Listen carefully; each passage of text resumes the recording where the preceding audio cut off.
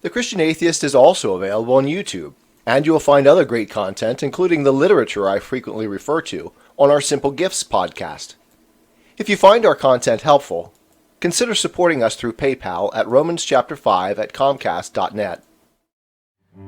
Welcome to No Compromise, where faith and reason fuse in conversation. Qu'ils sont beaux, les pieds. Hello, my love. Hi, Johnny. How are you? Good. You ready for another week? Yep. We just finished The Lion, the Witch, and the Wardrobe, and now we are starting the next one in the canonical order. Yep. Which is? The Horse and His Boy. Horse and His Boy. One of our favorites, actually. It is. And I was thinking about it, and I was thinking about how the other books, the other two, we pulled out a lot that relates to society, the way society is going. Right. And Christian structures. Yeah, but this one is more like individual and more personal. Yeah, and much more narrative based. Yeah. No, I'm saying personal in that the lessons that it teaches are on a personal level rather than take on all of society. It's more like personal. Oh, that's interesting. Yeah, that's a really good take. Yeah. I hadn't thought of it in that way, but you're right. Because when we were trying to pull stuff out of it, we wanted it to relate to the evidence and faith. Right. And we were having a hard time trying to find. Yeah. And I think it's more like a commentary for individual Christians. Yeah, right, exactly. That's true, because it deals with the main characters and their walk with or discovery of the Christ figure. Exactly. Yeah, exactly. That's interesting. I hadn't caught that, even all the conversations we've had about it. Yeah, good point, love. Thank you. We might quickly summarize what we've learned this time then, like this. That the horse and his boy is the most intimate of the Chronicles of Narnia. Mm-hmm. It concentrates on our individual narratives, the story of each follower of Aslan, their story, their walk with God. It tells us how his presence, his provision, his guidance, his discipline are always there from our birth, as when Shasta was taken in by Arshish because Aslan brought him to the shore. And that our story will always be our story. It is unique to us, to each one of us. Doesn't it say in Revelation that each one is given a name that only they will know? That's true. Yeah. So this is really reflecting that. Yeah. So it is our unique relationship to the eternal mystery, to the Lamb slain before the foundation of the world. And I think, right. I think even though this doesn't have the sort of content that we were able to dig out of The Lion, the Witch, and the Wardrobe and The Magician's Nephew, it is a unique contribution in the Chronicles of Narnia. Yes. Mm-hmm. Okay, so we have 3 goals this time. You don't talk about Hegel, that you don't cry, okay, and that you keep it short. I think I can promise on 2 of those. Whether I will cry or not, I think it depends on one particular episode. So we'll see how it goes. I'm just kidding, John. So, good. We think we can move through this one pretty quickly in a single episode, whereas the other ones took much more time. Exactly. Okay, so chapter 1, that's when the main character is introduced. First of all, this whole book takes place when Peter, Edmund, Susan, and Lucy they're adult kings and queens. Right. We find out that Susan is being courted by a neighboring prince. Prince of Calormen, named Rabadash. Right. But in the beginning of the book, it starts out at a poor fisherman's hut, and he has a son, in quotation marks, right, named Shasta. And at this point, Arshish, who is his father, we suppose is his father, has a guest in the house. Right. And the guest is a tarkaan. Right, a tarkaan. Tarkaan. Not sure how it's said. So what is a tarkaan in our world? We looked it up. There is a people group associated with Pakistan and India that were called the Tarkans. That's right. But in Lewis's work here, Mm-hmm. Tarkaan and Tarkina is the equivalent of times Like of the nobility. nobles. Uh-huh. So they call someone a lord, and that means they're of the noble blood. Right. And so Tarkaan would relate to one of the nobility of Calormen, Right. and the feminine equivalent would be Tarkina. Okay. Okay. So this represents, I think, very clearly the opposition between East and West. Mm-hmm. The Calormenes with their curved scimitars Mm-hmm. and the Narnians with their straight swords definitely represent the two cultures in Right. conflict. Right. And Eastern religion versus the more Christian version in the West. Right. And the Tarkanas come on a horse who happens to be a Narnian horse, a speaking horse. But nobody knows that. Yeah, nobody knows that until he speaks to Shasta. Right. And he proposes to Shasta that they run away together Right. to go to Narnia. Because Arshish, Shasta's supposed father, is about to sell him to the Tarkaan. Right. And so the horse says, it'd be better for you to run away With me. than to be under to this Narnia. guy. And it's a mutual benefit Mm-hmm. because the horse would be, if he had no rider, probably captured and taken back to his master much Right. more quickly. But if he has Shasta with him, he's more likely to succeed at Right. running away to Narnia. Okay. And so by the end of the chapter, they are ready to go. Right. Okay. But that's when Shasta finds out that's not his real father. Right. Okay. So chapter 2, they're on their journey. Shasta's learning how to ride a horse. He's having a lot of issues. And finally, one night when they're running, Yep. when suddenly, They hear a lion in the distance. And Okay. the lion sort of seems to be, they running away from the lion, so they sort of move in a particular direction. right, and it moves them closer to another horse and another rider. Right. Well, they're not anxious to be seen. Right. So they would like to get away from them, but the lion appears on both sides Right. at alternate moments and drives the two together And eventually they find out that it's another talking horse with another teenage rider. who's trying to escape. Right, and it's a girl. Yes. And her name is Aravis. And the horse is a girl too, Right. hwin. Right. Which reminds me, Shasta's horse is named Bree. Right. So we have four characters, the four main characters of the story. Bree, the talking horse, hwin, the talking horse, and Shasta and Aravis. Yeah. Shasta, we will find out, is actually an Archenlander, and Aravis is a Calormen. but of noble blood. Right. So in chapter 3, they're riding together. Right. And by chapter 3, Aravis tells her story Mm-hmm. about how she decided to escape. We already know Shasta's story Right. because that's been told since chapter 1. But now we're going to hear Aravis's story. And she tells how she was supposed to marry a very old, ugly man she was going to have to marry, and she did not want to live her days with this man. And then hwin, the horse, starts talking to her. And convinces her, don't kill yourself, run away with me to Narnia. Right, because hwin is also from Narnia. Right. In order to escape, she drugs her servant girl and then gets away with hwin. As Aravis nears the end of her tale, Mm-hmm. Shasta breaks in and asks a question. He says, and what happened to the girl, the one you drugged? Doubtless she was beaten for sleeping late, said Aravis coolly. But she was a tool and spy of my stepmother's. I am very glad that they should beat her. I say, that was hardly fair, said Shasta.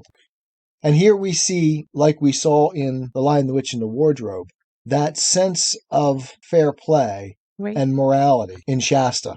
And it's a bit odd because as a Calormen, we would wonder where he got that because he Right. grew up under Arshish and didn't really have much training in thinking about other people other than himself. Right. And yet he thought it was pretty unfair for Aravis to do this. Right. And Aravis's response to him is, I did not do any of these things for the sake of pleasing you. And that reminded me of something someone said to me on our walk today. About shoes. About shoes. About when you said I had ugly shoes.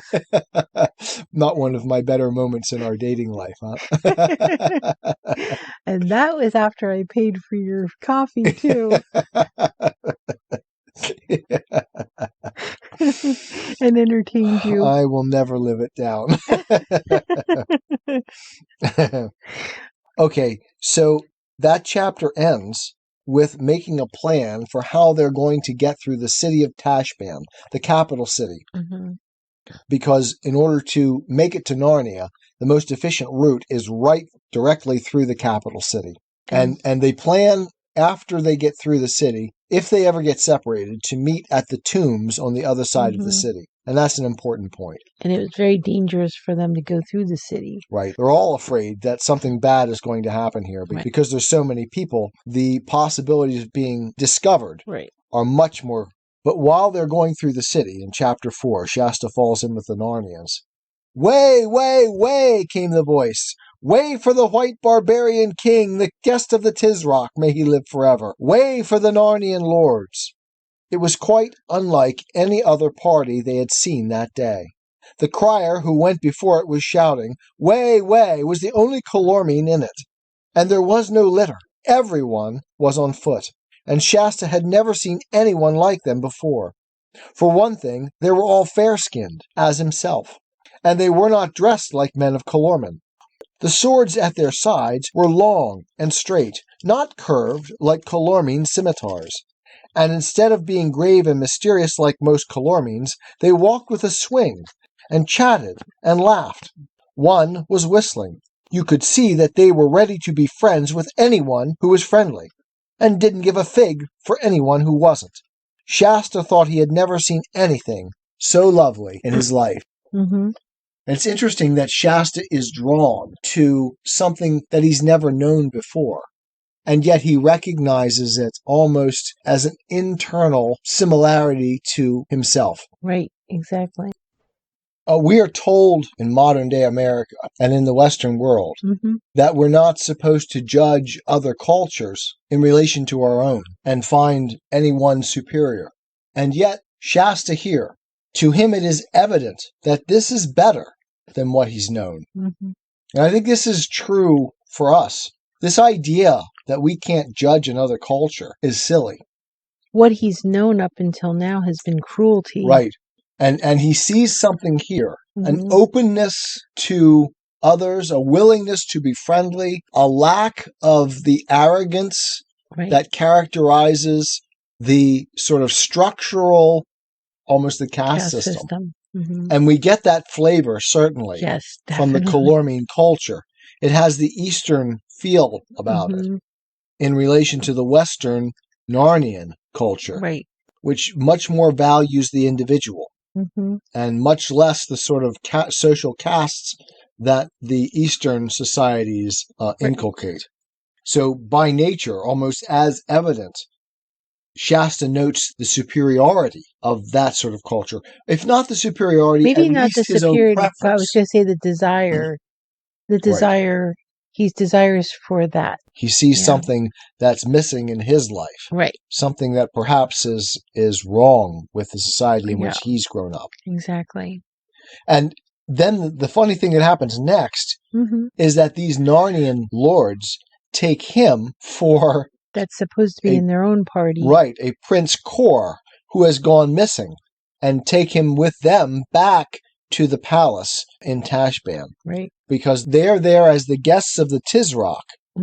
Because Prince Rabadash wants to marry Queen Susan. Right. The barbarian queen. Yes. Right. So he is, as Lucy says, the Voyage of the Dawn Treader. Yeah. That Susan is the beautiful one. I remember my mom saying that about her sister, my Aunt Dolly. My mother was a very humble person. And yet, you could see a certain degree of jealousy in that Aunt Dolly was the pretty one. Yeah. Right? Yeah. And that existed between Lucy and Susan as well. And Susan was the beautiful one that everyone desired. And Prince Rabadash had fallen in love with her. Right. And wanted her for his own. And that's why they're here in Calormen. Right. So you said Shasta was mistaken. Prince Kor of Archland. So he gets taken back to the palace of the Tisroc. With the Narnians. Right. And they find out that they start to discuss things with each other, the Narnians, and they feel that Rapidash is being hostile, and they're starting to feel trapped. Right. And so they have to plan for a way to get out. So then you get to the next chapter. They do plan their way out, right? At that point. Right. And Shasta hears their plans. Right. And he knows they're going to go back via the ship. Right. So the next chapter, Prince Corrin actually returns, and he switches places with Shasta. And so now Shasta is free now to go to the tombs where he was supposed to meet Bree and Hwin and Aravis. Right. So the next chapter, Shasta is in the tombs where they agreed to meet, and during the night, and Cat shows up, and very conveniently, because Shasta is terrified at the tombs, and the cat leads him out of the tombs towards the desert, and Shasta lays down with the cat at his back, facing the tombs, so that he has the warmth of the cat behind him, and he can keep an eye on what's going on in front of him. Right. In the middle of the night But he hears noises, and it ends up being jackals. Right. But then a lion comes up and scares the jackals off, and Shasta's, of course, terrified at the lion. Right. But the lion goes away, and the cat comes back. Right, and then suddenly he finds there's a cat. Right. Right. And so he lays down again in comfort. With the cat. So in the meanwhile, while all of that is going on, Aravis is inside of Tashbaan, and she happens to have met one of her old friends. So she agrees to help Aravis escape from the whole city. And in the process of escaping, they end up in a room hiding while Prince Rapidash and the Tisroc and one of his ministers, the one who Aravis was supposed to marry. Right. And the girls overhear the plans of Rapidash to take by surprise Archenland, and then, having done that, they will be able to take Queen Susan by force. Right. And this is because Susan, the whole Narnian party had already escaped. Yep. They had already escaped, and he was upset about that. And so now he's going to go across the desert, and he's going to get her. Right. And we see that the Tisroc himself, this great ruler, is a bit of a utilitarian in terms of ethics. Because all he sees his sons as is a means to an end. Right. And he thinks to himself, if Rapidash succeeds, I may very well get Narnia in the bargain. Right. If Rapidash fails, I will just disown him and not admit that he's any part of me. Exactly. And if he dies in the process, that's totally fine. So be it. Because I have other sons. Right. He's kind of a dangerous son anyway. Right. And that tends to be the way of corrupt cultures. Right. Exactly. So that was the plan. The Tisroc agrees to it. Everybody agrees to it. And then they all meet up outside the tombs. They start to cross the desert. And as they're crossing the desert, they come to a place where the water is fresh and clean. Right. And they're so relieved after their long journey that they lay down and fall asleep. Right. And when they wake up, they should be rushing on because they understand that the army of Rapidash is behind them, and they need to warn the king of Archenland that he's coming. But Bree thinks to himself that we don't need to rush. Let's stop and have a bite to eat and a good drink, and then we'll move forward. Hwin and Aravis are deeply concerned about this delay, and they try to rush everything on, but it's Bree that holds them back. Right. The noble warhorse, as he deems himself. Shasta looks back and sees that Rapidash is hard on their trail. Quick, quick, shouted Aravis. We might as well not have come at all if we don't reach Anvard in time. Gallop, Bree, gallop. Remember, you're a warhorse. It was all Shasta could do to prevent himself from shouting out similar instructions, but he thought, the poor chap's doing all he can already. And certainly both horses were doing, if not all they could, all they thought they could, which is not quite the same thing. Bree had caught up with Hwin, and they thundered side by side over the turf. It didn't look as if Hwin could possibly keep up much longer. At that moment, everyone's feelings were completely altered by a sound from behind. It was not the sound they had been expecting to hear, yet Shasta knew it at once. It was the same snarling roar he had heard that moonlit night when they first met Aravis and Hwin. Bree knew it too. His eyes gleamed red, and his ears lay flat back on his skull, and Bree now discovered that he had not really been going as fast. Not quite as fast as he could. Shasta felt the change at once. Now they were really going all out. In a few seconds, they were well ahead of Hwin. He looked over his shoulder. Everything was only too clear.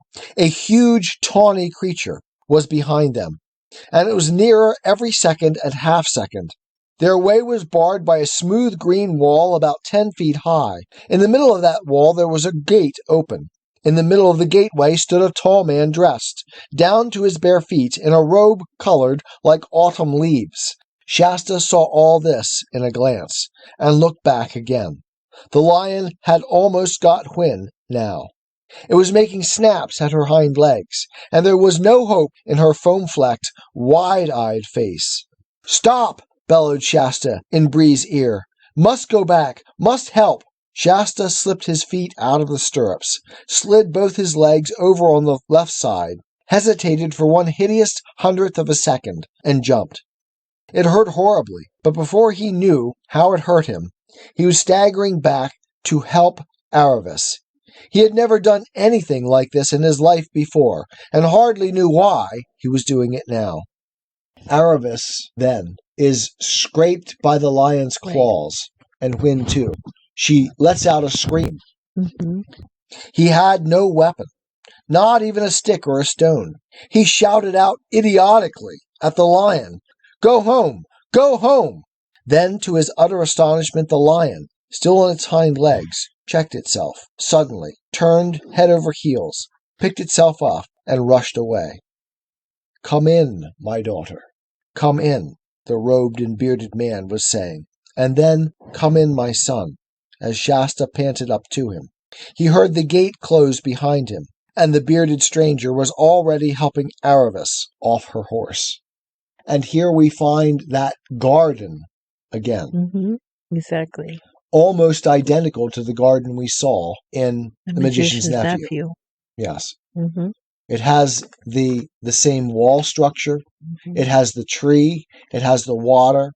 And it's interesting that it's being shepherded, I'm not sure what other word to use, by someone that may be a human. I'm not sure. Mm-hmm. It seems to be the same type of person that we see in The Voyage of the Dawn Treader, who is the magician who's running the island of the Dufflepuds. Mm-hmm. But it's another garden, another clear instance of the garden here in C.S. Lewis's Chronicles of Narnia. Right. They were in a wide and perfectly circular enclosure, protected by a high wall of green turf. A pool of perfectly still water, so full that the water was almost exactly level with the ground, lay before him. At one end of the pool, completely overshadowing it with its branches, there grew the hugest and most beautiful tree that Shasta had ever seen. Beyond the pool was a little low house of stone, roofed with deep and ancient thatch. Interesting that it's ancient thatch, right? There's that tradition. Mm-hmm. That's right. There was a sound of bleating, and over at the far side of the enclosure there were some goats. The level ground was covered completely with the finest grass.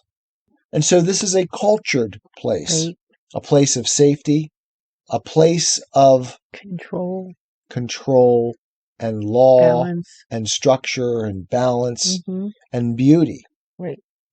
So it's very much like the garden that Diggory encountered in The Magician's Nephew. Exactly. Are you, panted Shasta, are you King Loon of Archenland? The old man shook his head. No, he replied in a quiet voice. I am the hermit of the Southern March. And now, my son, waste no time on questions, but obey. This damsel is wounded. Your horses are spent. Rabadash is at this moment finding a ford over the winding arrow.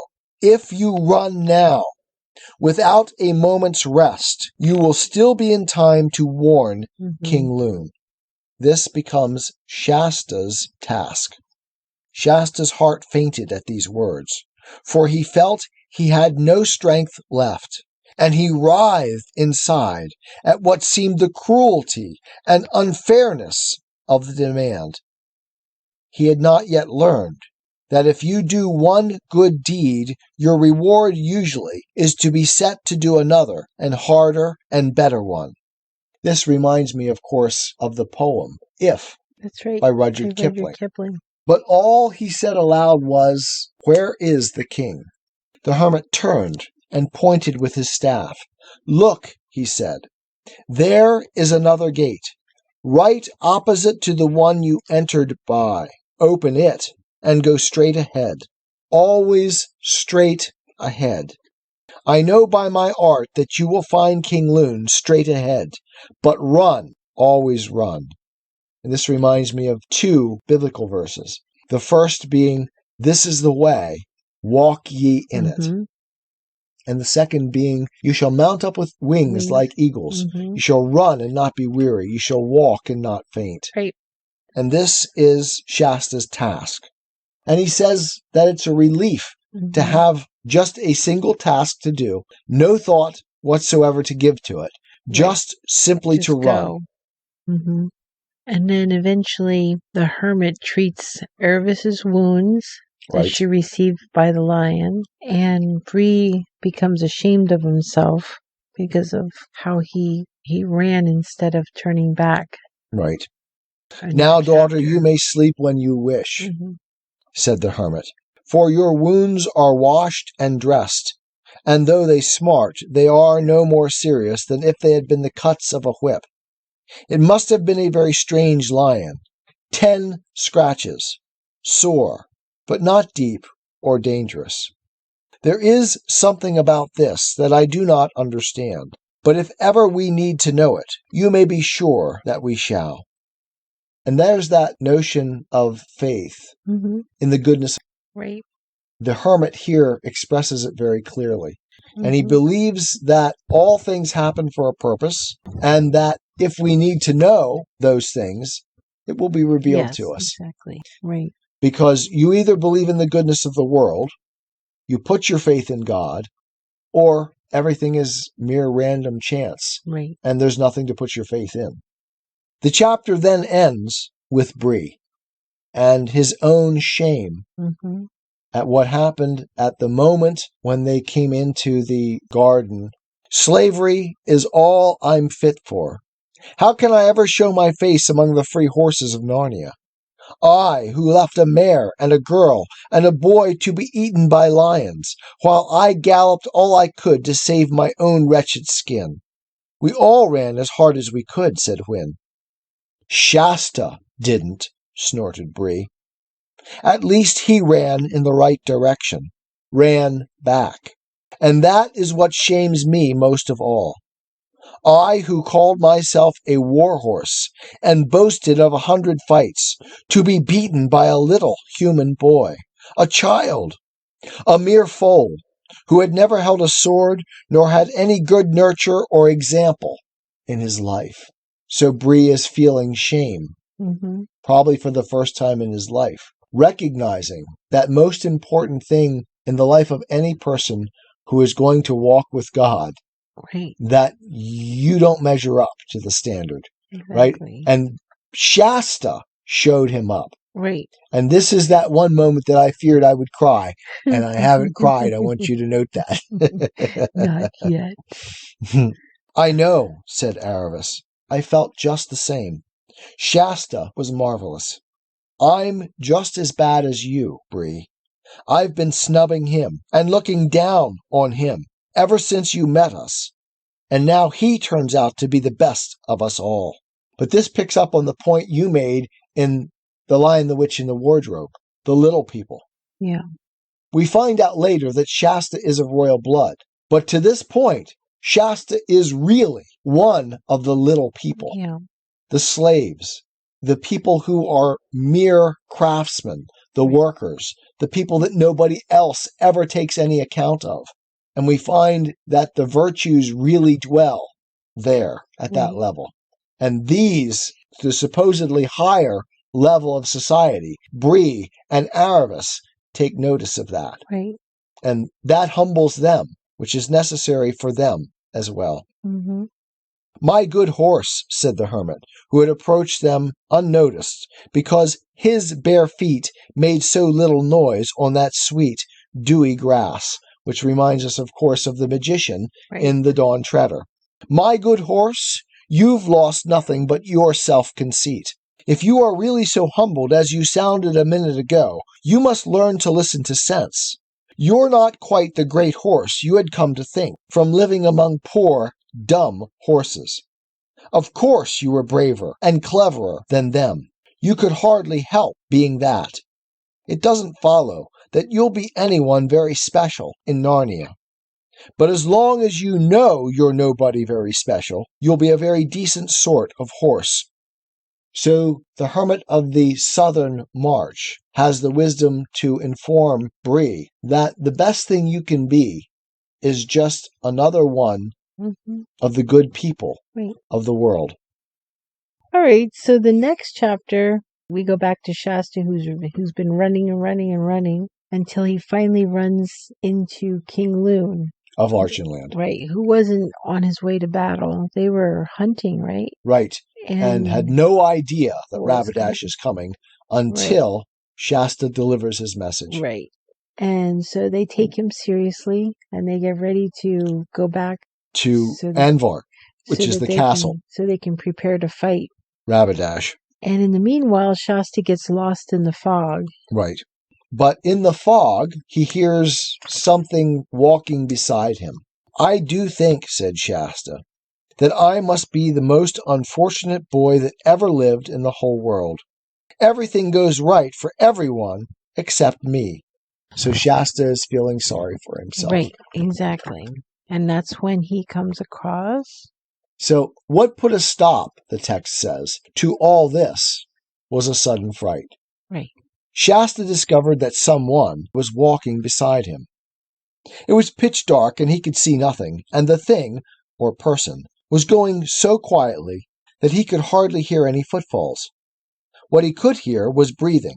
His invisible companion seemed to breathe on a very large scale, and Shasta got the impression that it was a very large creature. And he had come to notice this breathing so gradually that he had really no idea how long it had been there. It was a horrible shock. The thing, unless it was a person, went on beside him so very quietly that Shasta began to hope that he had only imagined it. But just as he was becoming quite sure of it, there suddenly came a deep, rich sigh out of the darkness beside him. That couldn't be imagination. Anyway, he had felt the hot breath of that sigh on his chilly left hand. He went on at a walking pace, and the unseen companion walked and breathed beside him. At last he could bear it no longer. "Who are you?" he said, scarcely above a whisper. "One who has waited long for you to speak," said the thing. Its voice was not loud, but very large and deep. Are you a giant?" asked Shasta. "You might call me a giant," said the large voice, "but I am not like the creatures you call giants." "I can't see you at all," said Shasta, after staring very hard. And of course now we're getting a very clear picture that what is being presented here are the names and the existence and the characteristics of God. Right, exactly. He is invisible. I don't see him. Right. He is a giant, so he's like a giant, but he's not like the giants that you would envision. Mm-hmm. So this is the mystery. "I can't see you at all," said Shasta, after staring very hard. Then, for an even more terrible idea had come into his head, he said, almost in a scream, "You're not something dead, are you? Oh, please, please do go away. What harm have I ever done you? Oh, I am the unluckiest person in the whole world." And of course, "Are you dead?" That's the thing that the disciples cried Right, exactly. too, right? Or, Jesus, and are you a ghost? And Aslan responds like Jesus responds to Thomas. Right. Once more he felt the warm breath of the thing on his hand and face. "There," it said, "that is not the breath of a ghost. Tell me your sorrows." Mm-hmm. And that, of course, is what God always says to us. Tell me your sorrows. Shasta was a little reassured by the breath, so he told how he had never known his real father or mother, and had been brought up sternly by the fishermen. And then he told the story of his escape, and how they were chased by lions and forced to swim for their lives, and of all the dangers at Tashbaan, and about his night among the tombs, and how the beasts howled at him out of the desert. And he told about the heat and thirst of their desert journey, and how they were almost at their goal when another lion chased them and wounded Aravis, and also how very long it was since he had had anything to eat. I do not call you unfortunate, said the large voice. Don't you think it was bad luck to meet so many lions? Said Shasta. There was only one lion, said the large voice. What on earth do you mean? I've just told you there were at least 2 the first night, and... There was only one, but he was swift of foot. How do you know? I was the lion. And as Shasta gaped with open mouth and said nothing, the voice continued, I was the lion who forced you to join with Aravis. And of course, we see that this is the story of Christ being with someone all through their life. Exactly. And even when you don't know it. Exactly. And this is very personal to me. Yes, I know that. Because one of the things that became very clear to me when I turned my face and looked in the right direction after my 25 years of atheism was how God had been with me through every step of it. I know that's that poem, Footprints in the Sand. Footprints in the Sand, is rather trite. Yeah. But it has some real validity it to does. it. And I think of that every time I read this. Yep. I was the lion who forced you to join with Aravis. I was the cat who comforted you among the houses of the dead. I was the lion who drove the jackals from you while you slept. I was the lion who gave the horses the new strength of fear for the last mile, so that you should reach King Loon in time. And I was the lion you do not remember, who pushed the boat in which you lay, a child near death, so that it came to shore where a man sat, wakeful at midnight, to receive you. Then it was you who wounded Aravis? It was I. But what for? Child, said the voice, I am telling you your story, not hers. I tell no one any story but his own. Who are you? Asked Shasta. Myself, said the voice, very deep and low, so that the earth shook. And again, myself, loud and clear and gay. And then the third time, myself, whispered so softly you could hardly hear it, and yet it seemed to come from all round you, as if the leaves rustled with it. 3 times for the Trinity of God, and recognizing also what God said to Moses, I am sent you. The very structure of being, the mystery of mysteries, the reality that lies behind all of that which is less real than God himself. Right. And then up until this point, we struggled with this book because it was like a personal book, and it speaks to each person individually. And it seemed almost as if it was just pure story without a whole lot of theological content. Right. And so it speaks to the reader personally. So we can't discuss it because each person is going to take something different away when they read it. Right. Okay, but you found something extremely interesting at this point. Right. And I think that really this is the decisive moment in The Horse and His Boy. It's like the episode of the denouement in The Christian Atheist. Which one is that? Number 5? I think it's number 8 or 9 in the podcast. Okay. I'm not sure which one it is on YouTube. All right. But you have it. It's called that. Right. It's called the denouement. Yeah, and so it's just the search very that. last one in the series of the Machinery of the Looking Glass series. If you just put that word in, it'll come up. Right. And so this is the unraveling of the whole story in this moment. And everything after this is sort of window dressing, and Lewis just kind of closing off the story. Not that there's not things there are. Yep. But it all comes down to this, I think. This moment is the decisive encounter with Aslan. Right. And Lewis packs it full of delightful and profound imagery and meaning. But he does it in one page. Right. Yeah, in fact, I've got a list of things that I want to read once we finish going over this, because I think it's absolutely stunning how much Lewis packs into this like page and a half of text. It might be useful also to think of the Cat Stevens song, Morning Has Broken, as you read through this. Right. I'm always reminded of that section where he talks about in the garden where his feet passed. And if you read the Chronicles of Narnia all the way through, all 7 of them, the constant reference to the feet of Aslan, it's just over and over and over again how important they are. And Qu'ils sont beaux les pieds, right? That was huge for me when I came back to Christ. The idea that those feet represent the incarnate reality of the Lord. And then, of course, along that same line, I think we mentioned the poem Footsteps. Yep. And I use the word encounter here very carefully. I chose it quite carefully because when I say encounter Aslan, it's an actual, physical, real encounter. Right. And I don't think you find God any other way. Right. If you're looking to argue your way to God, I think you're going to fail every time. If you're looking for evidence of God. If you're looking for evidence, as I say in the Evident Evidence and Faith, evidence will only point you to a metaphysical reality you have already acknowledged. If you preclude that by not acknowledging God, you will never find God in anything that you do. So you have to actually encounter God in the world. Right. And I'm not talking some mystical religious experience. I've never had anything like that in my life. Exactly.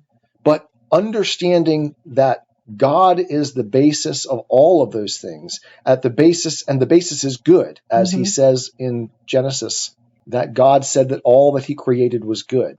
Right. That's the starting point. And then when that encounter takes place, you can begin to understand all of the world, everything, as evidence for God.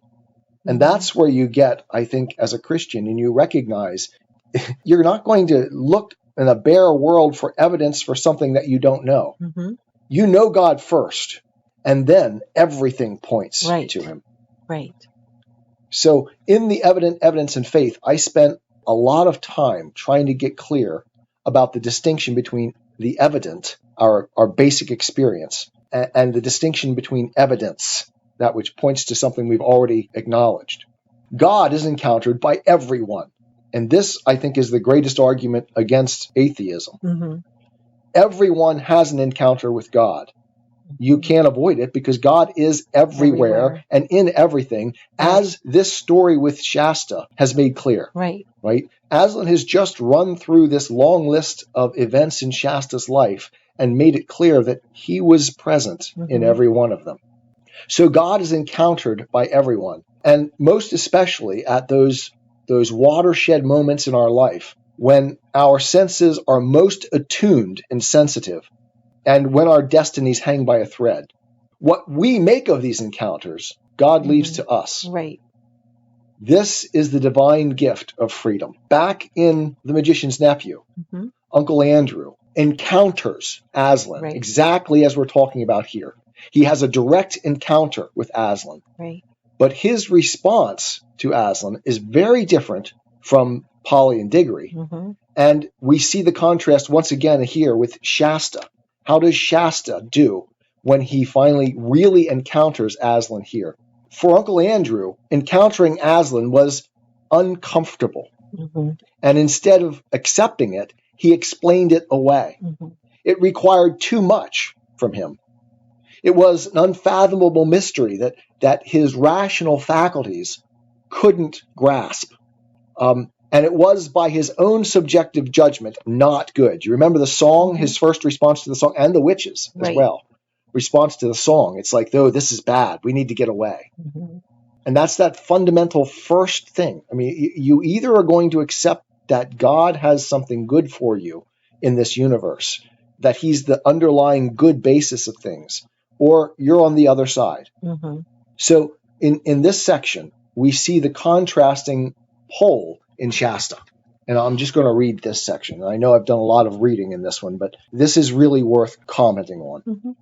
The mist was turning from black to gray and from gray to white. So Shasta has been riding on the horse with Aslan beside him, unable to see anything. Right. He's the divine mystery. Right. We don't know God. Anyone who claims to really know God is silly. Exactly. Because God's way too big to be known. Mm-hmm. But as you start to get to know him, as you encounter him, things go from black to white. The light Mm-hmm. starts to shine. And I know for me, that was exactly my response in turning back to God from atheism. Right. It was that slow, steady increase in light Mm-hmm. until that Oh. weekend when I was in New York, right? And I knew what was on the line was you. And I mean, in a lot of ways, this mirrors that whole experience. So Exactly. I'll continue with it. This must have begun to happen some time ago. But while he had been talking to the thing, he had not been noticing anything else. Now the whiteness around him became a shining whiteness. His eyes began to blink. Somewhere ahead, he could hear birds singing. And I tell you, I heard the birds singing when I was in New York camping, remember. and I remember texting back and forth with you. It was the birds that were keeping me moving forward because I saw beauty ahead of me. Mm-hmm. And it was that slow dissipation of the darkness that was allowing me to move forward. He knew the night was over at last. And there was a time, actually, even before I turned back, even before I made the decision, when I knew the darkness had passed. Mm-hmm.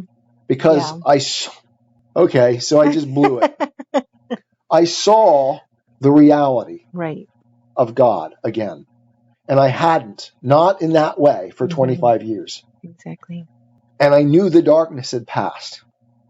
He could see the mane and ears and head of his horse quite easily now.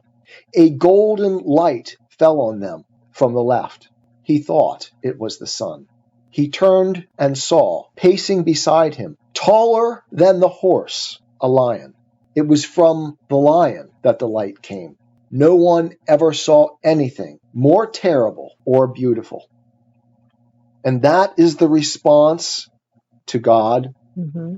It is terrible because it forces you to recognize who you are in light of that transcendent ideal. And beautiful because it's a glimpse of that transcendent ideal.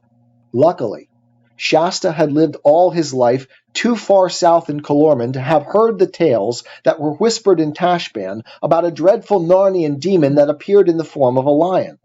All the lies. And of course, he knew none of the true stories about Aslan, the great lion, the son of the emperor over the sea, the king above all high kings in Narnia. And here's the decisive moment. And I remember this moment as clear as I remember anything in my life. But after one glance at the lion's face, seeing Jesus again for who he was and who I was in that light, but after one glance at the lion's face, he slipped out of the saddle and fell at its feet. He couldn't say anything, but then he didn't want to say anything, and he knew he needn't say anything. Mm-hmm. And that is the clearest picture, written in fiction, of what it was I experienced in coming back to God, that moment. Simply falling at his feet and worshiping. Mm-hmm. We talked a little bit about feet, but that's, I guess, why it became so real to me. The incarnation of Christ and the feet that connect that real human high priest to the earth. That became a symbol for me that I can't even express even now, brings tears to my eyes. It is that very moment that C.S. Lewis memorializes in his autobiography, Surprised by Joy, at the end of chapter 14, when he says, "In the Trinity term of 1929, I gave in and admitted that God was God and knelt and prayed." It is that moment when God is just evident to you. His reality is real. His existence is impressed upon you. And you can either choose to reject it or accept it as what is given to you. A moment of finite humility, standing before the yawning chasm of the infinite. So you have a list. Did you want to say that, or Yeah. did you want to continue? This text by Lewis is so astounding because in these few pages, these few paragraphs actually, Right. he presents a picture of God that really reveals who this being is in a way that can only be revealed by an encounter. Right. Because you never find these things in reality. They're always bigger than reality. As Aslan said to Shasta, "You can think of me as a giant, but I'm not the giants that you think of." Right.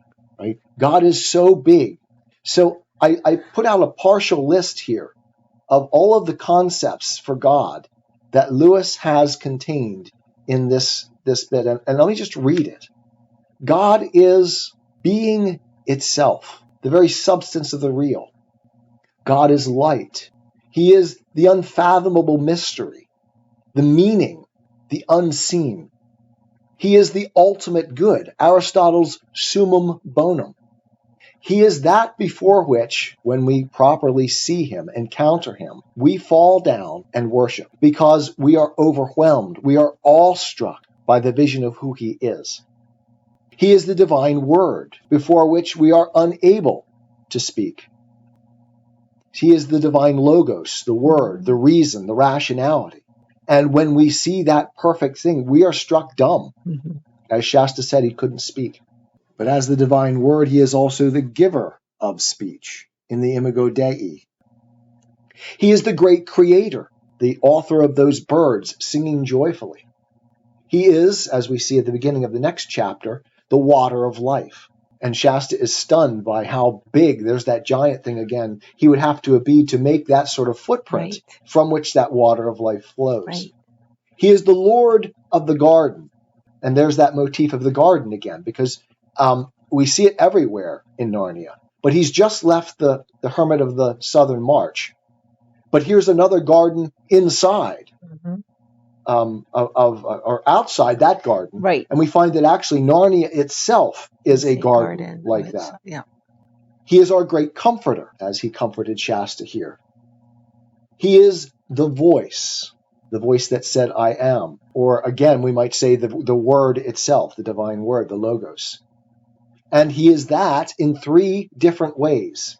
He is the first deep, powerful, foundational voice, as he began singing as he created Narnia back in Magician's Nephew. He is the second voice, clear, right? There's rationality, full of joy, right? The joy of life. And the third voice, still and small, that whispers to us. He is the great and righteous judge, before whom we are accountable for all that we do. He is the author of our story, as he says here to Shasta. I was there through it all, and I was directing you and Aravis together. He is the ideal, the moral and aesthetic ideal. He is the truth. He is the transcendent that we encounter on earth. And he is the evident itself. Right. He is there in every encounter on this earth, if we are wise enough to see it. Right. So that's my list. And Jenny and I both were really struck with reading through this and understanding that this is a story about coming to God, about journeying through life and finding him. And it's a very personal story because your story will always be different than my story. Jenny's story is different than mine, although ours converged, thank God. Yeah. And now it's our story. Do you think it's finding God, a journey finding God, or a journey to encounter God? I think it's about encountering God because, as you said before, we were walking today, Rabbadash encounters Aslan too, just as Uncle Andrew did. Right. And so how you respond makes all the difference. And God gives us that right to freely respond to him. Mm-hmm. And then we have to bear the responsibility for our choices. Mm-hmm. And the witch. And the witch in her response, yes. She runs away. Right. And both Uncle Andrew and the witch and Rabbadash have in common that they do not see the good in Aslan. Right. They reject that in favor of their own subjective vision of good. I was going to say the witch runs off and starts her own kingdom. Right. So we see those two fundamental responses that we talked about in the evidence and faith of understanding God as the author of a good universe in which we can trust things, and rejecting that. That's the way of Cain and the way of Abel. The chapter ends with this. The high king above all kings stooped towards him. Its mane and some strange and solemn perfume that hung about the mane was all round him. It touched his forehead with its tongue.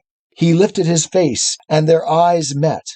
Then instantly the pale brightness of the mist and the fiery brightness of the lion rolled themselves together into a swirling glory, and gathered themselves up and disappeared.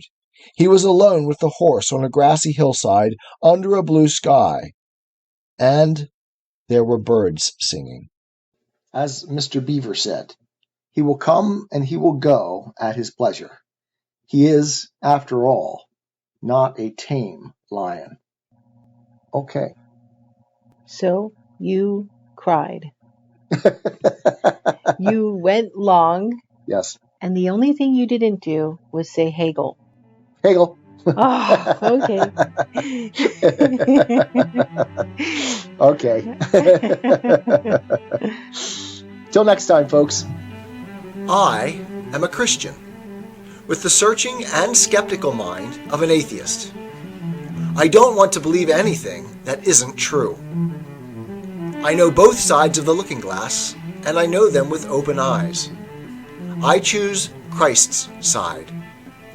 I invite you to join me from wherever you stand before the looking glass. That's this week's episode. Thanks for listening, and remember, you can have your religious cake and eat it too. You can have reason, respect for science, a 21st century worldview, and be a Christian.